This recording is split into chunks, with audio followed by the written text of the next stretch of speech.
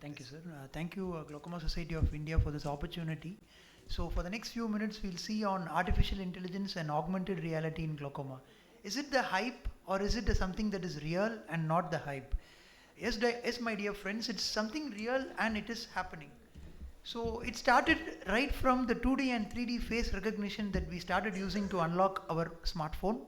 And slowly we had the fingerprint to unlock the smartphone, the fingerprint and the finger vein patterns that we started using, the iris pattern, and then came the first unmanned car which is recently launched, and then there is NASA launching the first unmanned flight as well in the National Aircraft System. So why glaucoma or why ophthalmology? Because ophthalmology is an image recognition field. There are so many images in ophthalmology, and fundus is one such interpretation. So here you can see that this is one of our articles, mine in April issue 2022, which I'll be dissecting to you. It's nothing but it's a human inspiration. The central nervous system and the peripheral nervous system of the AI mimics a human inspiration, and our circuit is called human in the loop training, where human intelligence goes hand in hand with the machine's intelligence. So how did we create our artificial intelligence baby? We annotated because there is something called the black box dilemma. Why the AI tool predicts the way it predicts, nobody really know. That's the black box dilemma, which we wanted to break by bringing two human interfaces. Human marks it, the machine processes it. Again, the humans will validate whether it's right or whether it's not right. So you can see that the annotation is done by the humans. We teach the machine what is the disc, what is the cup. So again you can see where is the macular area. This is a human actually guiding the machine that this is where you will have to see for what you have to see. So that's why we are trying to break the black box dilemma. This is how the vertical cupping is being taught to the machine. Multiple images, more the data, more the big data, we get see even the simple RNFL defect can be taught. A slit defect, an arcuate defect is continuously being taught to the machine. Even a bionetting sign, which is a non-specific one. So every signs involving glaucoma is first fed to the machine. The machine is taught just like a baby, a peripapillary alpha beta atrophy, and to name a few, and so on. So a single image is annotated as deeply as possible, so that the more we teach, the more the machine can also predict. So this is an artificial terminology where over training we observed that the objectness loss and the classification loss, which is actually good, it decreased over time with the training, and even the precision, recall, and the mean average precision improved, suggesting that the machine is learning in the right way.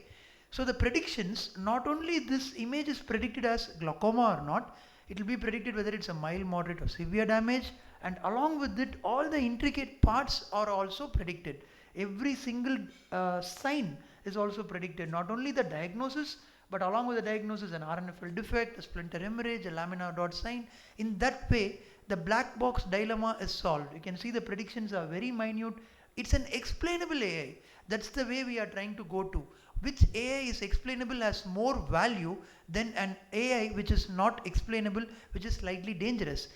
We have developed an AI with good sensitivity and specificity using true color confocal images, thus improving the interpretability. We have used true resolution high images, and not only for the posterior segment, even for the angle. Currently a multimodal AI is being developed by us, where the trabecular meshwork, the scleral spur is marked, and we have currently developed a protractor.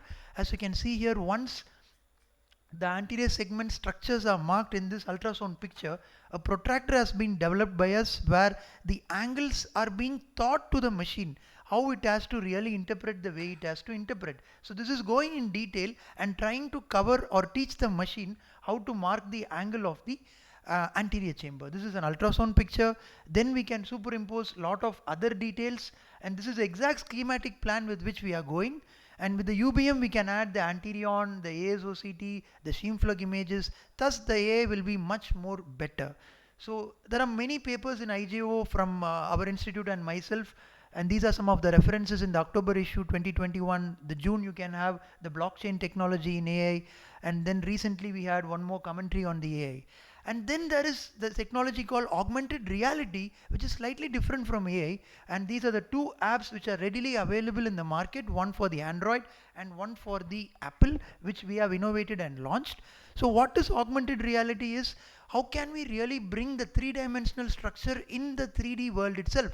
I being a 3D, can we really bring this three-dimensional model in 3D? Yes, it can be done with a simple smartphone. So every one of us have a smartphone. What if we can bring the structure in 3 dimensions? So that's what we have done, and we have used real images. As you can see on the right hand side, this is the image that you can see in your smartphone which is happening here.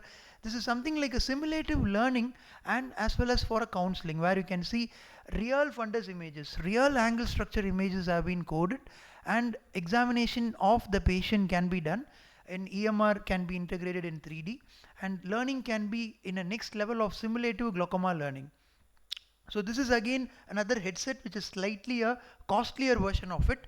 But with this headset, you can see on the right hand side, my dear friend seems to be moving through thin air. But through his eyes, he's actually examining a case of normal tensive glaucoma with splinter hemorrhage, who's not being very compliant with his medications. Even the patients can be counseled, or the attenders can be counseled by wearing this, so that they'll really understand their process much better.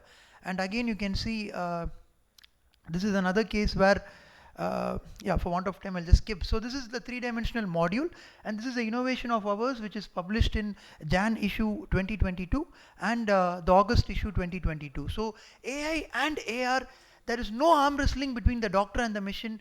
The machine and the doctor has to go hand in hand, and it is together where the humans will always be on top and will be monitoring the machine, and we both together will be working towards a better humanity, which is called human in the loop training, where we will be breaking the black box dilemma, because it's an explainable AI and an explainable augmented reality module. So ours is a 60-second app where it's a software with the imaging. It goes into the software with no chair time. The interpretation and diagnosis are well arrived because of this particular innovation section that you can see which we created. So thank you once again for this opportunity. Thank you.